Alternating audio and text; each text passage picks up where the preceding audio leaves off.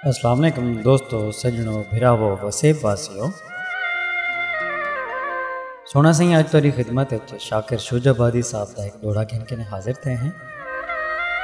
इन डोड़े की फरमाइश की है सही मोहम्मद इरफान साहब ने। मोहम्मद इरफान भिरा तुहाडी खिदमत शाकिर शुजाबादी साहब का एक कलाम पेश करने हैं। सुन सो, दोस्तों नाल भी शेयर करे सो। शाकिर साहब फरमांदन सही, जैकू जिगर दे खून ते पालिया हम बण दुश्मन सिर ते वार कितस। जैकू जिगर दे खून ते पालिया हम बण दुश्मन सिर ते वार कितस। निसी तरस आया बेदर्द जोहा कर तीर जिगर तू पार दितस।